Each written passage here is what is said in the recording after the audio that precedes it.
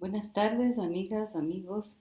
En primer lugar, quiero extenderle un saludo afectuoso a los doctores Paulo Marcio Cruz y Liton Lanes Pilao por la invitación que me hicieran para dirigirme a ustedes, estudiantes del programa de posgraduación de la Universidad de Paso Fondo. En esta ocasión quisiera plantearles algunas reflexiones en torno a los derechos de la naturaleza y el medio ambiente en el contexto de la pandemia que estamos viviendo. Para ello, quiero partir diciendo que desde hace tiempo ya venían ocurriendo que todos los marcos teóricos y analíticos que nos permitían comprender la realidad resultaban insuficientes para entender nuestra contemporaneidad. La presencia del SARS-CoV-2 terminó, en este caso, por evaporar lo que, en palabras de Bauma, se encontraba ya líquido, es decir, cambiante antes de que la experiencia se vuelva un hábito. Desde el plano analítico, digamos que más allá de si fue creado o no, o si alguien es responsable de ello, el coronavirus, debemos admitirlo, es un hecho biológico que expresa una anomalía de los ritmos de la naturaleza con efectos en todos los órdenes de la vida humana. De ahí se desprende que uno de los campos que necesariamente debamos examinar es esta relación que hemos mantenido entre Estado, sociedad y naturaleza hasta el momento. Pero además es evidente que este hecho biológico, al ponernos en riesgo a todos y todas, nos coloca en un común que nos exige el cuidado y resguardo de todos, la solidaridad social y un sentido fuerte de lo público. Un tercer aspecto que nos plantea esta pandemia es sin duda quién está en mejores y peores condiciones para enfrentar este riesgo común. Pero además, su naturaleza global hace que se vean tocadas tanto las nociones de soberanía nacional como el ejercicio de los derechos ciudadanos, todo lo cual nos obliga a conectar estos hechos y eventos inconexos en una misma reflexión. Para ello, quisiera hacer una referencia breve en lo que podríamos denominar las condiciones de existencia que estamos enfrentando. En ese sentido, entiendo a este momento civilizatorio como un sistema de depredación que arranca con la era industrial, ¿no?, que potencia la extracción de recursos naturales y llega a degradar la calidad del ambiente hasta impactar en la capa de ozono al punto de provocar los actuales problemas de cambio climático. Pero además provoca la depredación de innumerables especies, llevándolas a a la extinción y altera importantes ciclos naturales que resultan en enfermedades que diezman a grupos de población enteros y que ahora mismo está doblegando a la humanidad. Hablamos, por tanto, de una realidad que afecta las condiciones de existencia de humanos y no humanos en distintos grados de dimensiones y con efectos que llegan a ser irreversibles. Esto nos lleva a preguntarnos qué ha hecho la comunidad internacional y los países, los distintos países para enfrentar estas causas digamos, estas causas o estos, mejor dicho, estos problemas del ambiente derivados de los sistemas de vida que hemos venido llevando desde siglos de atrás, como son la expansión urbana, la industrialización, los sistemas de producción y de consumo que hemos mantenido. Examinando lo que ha hecho la comunidad internacional, diremos que las políticas del ambiente que vimos surgir en la segunda mitad del siglo XX llegaron tempranamente marcadas por una visión economicista que transformó a la naturaleza en ambiente y que quedaron marcadas desde la Conferencia de Estocolmo de 1972 con el lema de desarrollo sustentable, como todos sabemos. Desde mi punto de vista, dos dinámicas han marcado las políticas internacionales sobre el medio ambiente. Una interna que tiene que ver con la dinámica de construcción de los instrumentos internacionales y su recepción en los distintos países de la comunidad internacional, y otra externa que tiene que ver con los avances científicos y tecnológicos que van en contravía de los acuerdos internacionales de protección del medio ambiente y que también son receptados por los países, ¿no? Muchos de estos acuerdos internacionales, digamos, muchos de estos avances científicos, efectivamente se ha demostrado que van en contravía del deterioro ambiental sustancialmente por estas visiones con las que vienen marcadas. Respecto de lo primero, Las políticas del ambiente derivadas de la dinámica de la comunidad internacional son el resultado, por lo general, del trabajo de grupos de expertos armados como consecuencia de las conferencias y cumbres internacionales que ocurren cada cierto tiempo y a los que se destinan importantes sumas de dinero para la contratación de expertos y para financiar determinados procesos consultivos a nivel internacional. Los resultados obtenidos por estos mecanismos pasan por algunos niveles de redacción, revisión, negociación entre países, pero también pasa por el trabajo intensivo que despliegan poderosos lobbies vinculados a intereses de corporaciones transnacionales. Las declaraciones, convenios, cartas y protocolos resultantes de estos engorrosos procesos nunca han pasado previo a su aprobación en las instancias internacionales, por mínimos procesos de legitimación interna al interior de los países miembros de estos organismos internacionales, lo que por lo general pone a estos instrumentos resultantes de estos procesos en el vaivén político de cada Estado, haciendo del enorme despliegue de la política internacional prácticamente un punto muerto. Respecto de la segunda dinámica, en paralelo, digamos que opera de manera silenciosa, pero más efectiva, ¿no?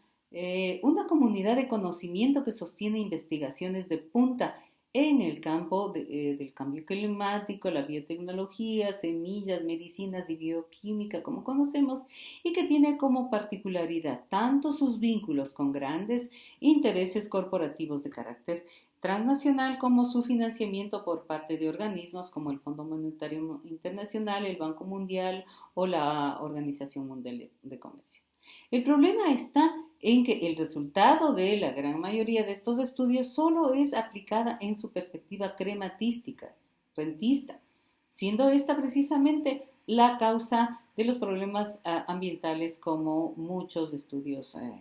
lo refieren. Pero un segundo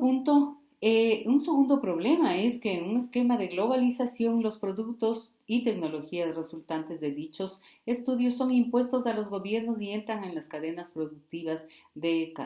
los distintos estados. El drama que surge de este esquema es, sin duda, por un lado, el debilitamiento de la capacidad para tomar decisiones soberanas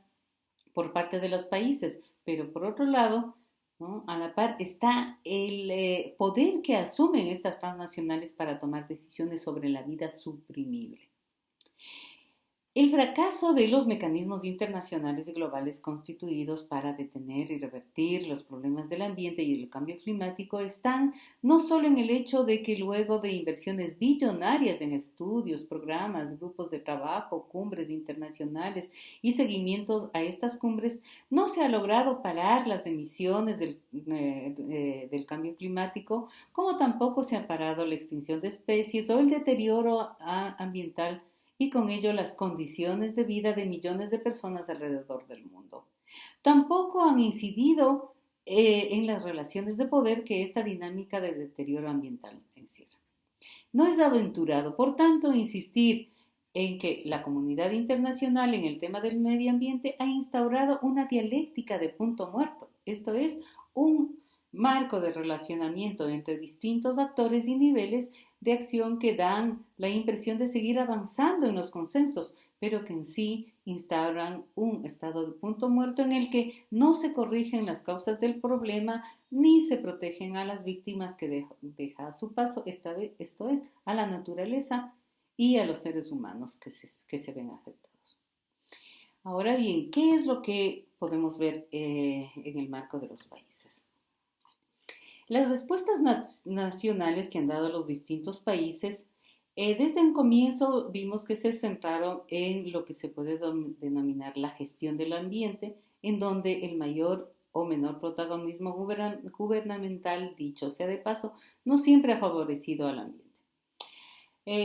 Sin embargo, en medio de todo esto vemos que hay algunos avances, que se han dado algunos avances, ¿no? Por ejemplo, se constitucionalizaron los derechos ambientales, se amplió la capacidad regulatoria del Estado en la materia, se han destinado fondos a programas estatales y no estatales y al momento se cuenta con una amplia legislación nacional e internacional sancionatoria como también con una creciente jurisprudencia a nivel nacional e inclusive doctrina y opiniones establecidas por cortes internacionales.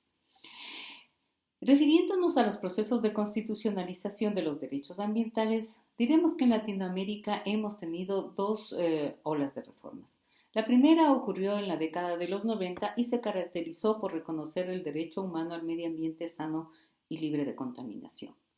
Por esta vía se instauró un esquema tecnocrático de gestión, manejo, uso y preservación del ambiente que, dicho sea de paso, siempre o casi siempre entraba en pugna y entra en pugna con otras esferas de la gestión pública, dígase la económica, la laboral, la fiscal o la financiera, en donde fácilmente uno puede predecir quién gana y quién pierde.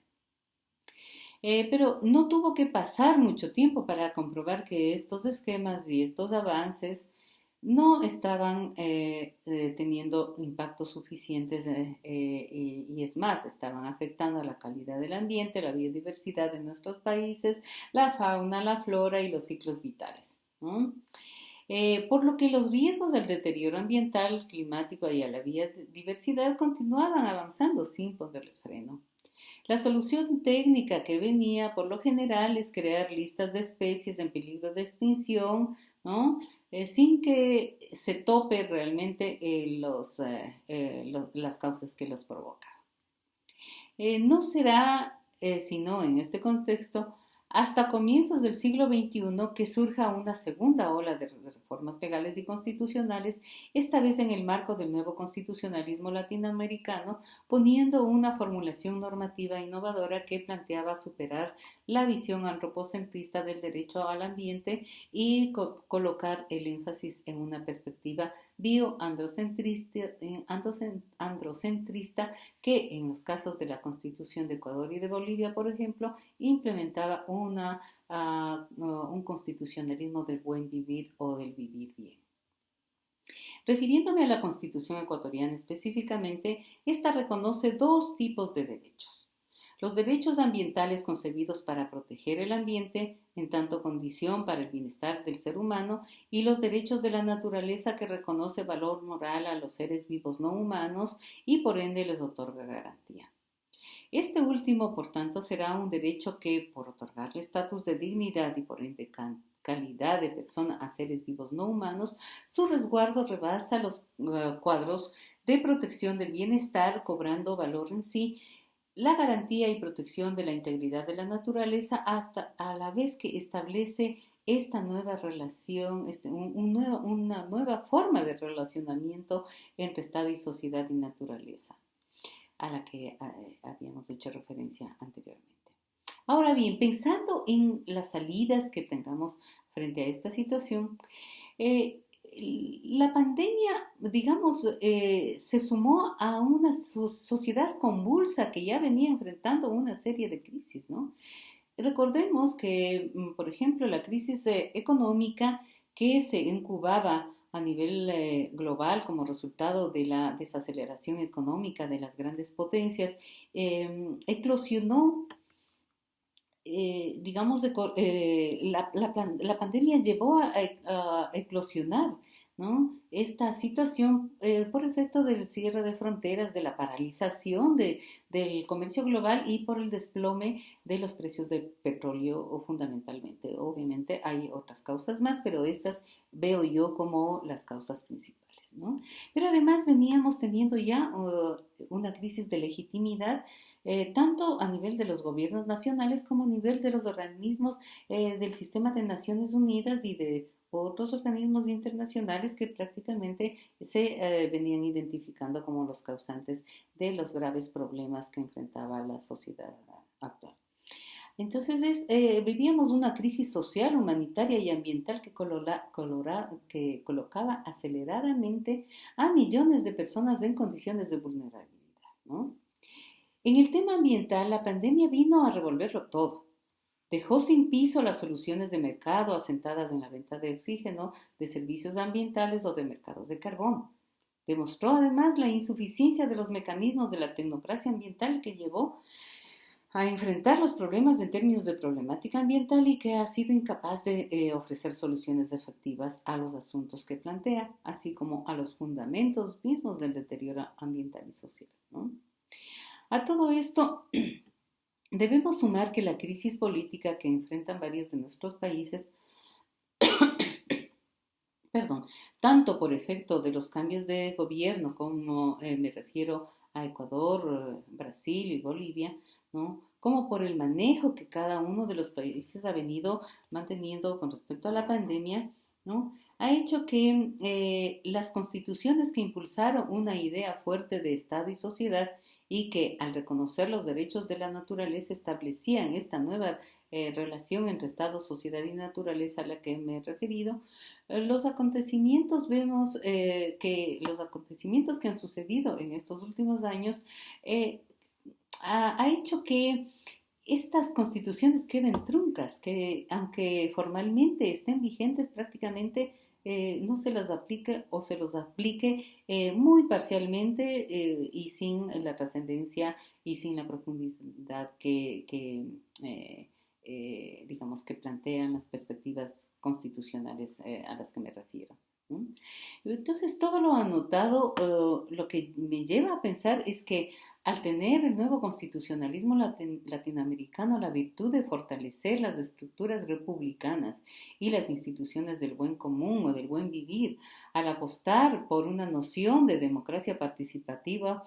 no solo representativa, o al optar por un renovado concepto de soberanía, no solo limitada a la soberanía territorial, sino a la soberanía alimentaria, a la soberanía ecológica, a la soberanía económica, conectadas estas con una perspectiva fuerte de garantismo de derechos, prácticamente no han perdido vigencia y por el contrario, con la pandemia, cobran urgencia dichas perspectivas como modalidad de pacto social, por lo que deben ser reapropiadas por la ciudadanía como medio para recuperar los derechos de humanos y no humanos que ahora mismo están en peligro. Para terminar, una salida republicana como esta que representan las constituciones del buen vivir es posible siempre y cuando se lo asuma como una vía democrática para modificar de manera sustancial las relaciones de poder, las estructuras sociales y culturales de una sociedad que prácticamente ha llegado a sus límites, ¿no? Y es posible siempre y cuando las nuevas reglas que surjan incorporen por un lado los intereses de todos los seres dotados de sensibilidad, ¿no? Y por otro, comprometan a ciudadanos y gobernantes en su puesta en marcha. El potencial de un biorepublicanismo del buen vivir vendrá acompañado, por tanto, con una nueva relación entre Estado y sociedad y naturaleza, en donde la libertad sea sinónimo de no dominación y no explotación del ser humano y de la naturaleza y no exclusivamente de abstención, ¿no? Como es la perspectiva liberal que se ha venido aplicando.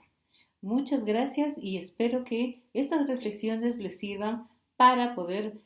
plantearse nuevos estudios y nuevas reflexiones en torno a los problemas que nos ha traído la pandemia en estos momentos. Muy amables.